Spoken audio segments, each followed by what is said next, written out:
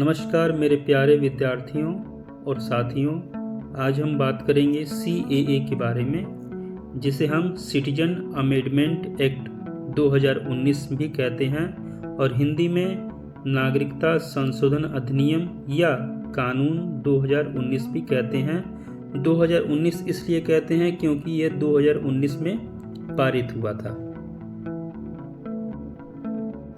इस कानून को लाने का मकसद ये है कि 31 दिसंबर 2014 से पहले जो धार्मिक उत्पीड़न के कारण या किसी अन्य वजह से पाकिस्तान, बांग्लादेश, अफगानिस्तान से भारत में आए हुए हिंदू धर्म, बौद्ध धर्म, सिख धर्म, जैन, पारसी और ईसाई धर्म के लोगों को भारत की नागरिकता दी जाएगी। यहाँ पर समझने वाली बात यह है कि इस कानून में मुस्लिम समुदाय के लोगों को शामिल बिल्कुल भी नहीं किया गया है।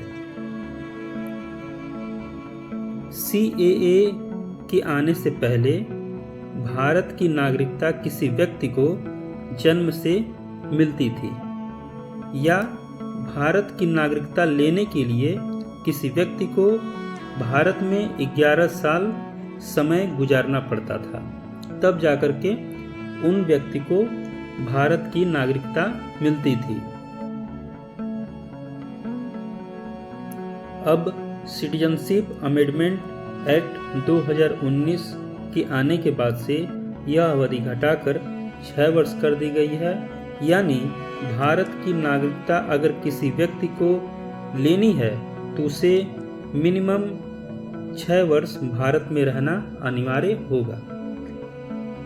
उसके बाद से जो प्रवासी 31 दिसंबर 2014 से पहले भारत में अवैध रूप से रह रहे हैं तो अब भारतीय नागरिकता के लिए वे आवेदन कर सकते हैं। सिटीजनशिप अमेंडमेंट एक्ट 2019 12 दिसंबर 2019 को राष्ट्रपति द्वारा इसे कानून का रूप दिया गया और 10 जनवरी 2020 को पूरे भारत में इसे लागू भी कर दिया गया। अब हम बात करेंगे आखिर उत्तर और पूर्वोत्तर राज्यों में जोर शोर से इसका विरोध क्यों हो रहा है। देखिए, पहली कारण तो यह है कि सन 1985 में असम समझौता हुआ, जिस समझौते का इस कानून के द्वारा खंडन किया जा रहा है, जिसमें कहा गया था कि 25 मार्च 1971 के बाद जो बांग्लादेश से आने वाले जो अवैध प्रवासी हैं, चाहे वह किसी भी धर्म के हों, उन्हें निर्वासित कर दिया जाएगा। निर्वासित का मतलब होता है देश से निकाल दिया जाएगा।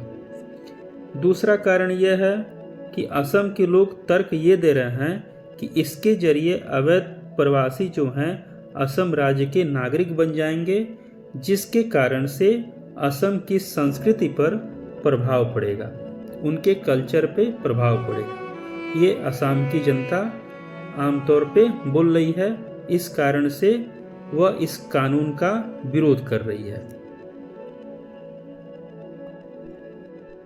तो हम आशा करते हैं कि आपको वीडियो समझ में आया होगा और पसंद भी आया होगा।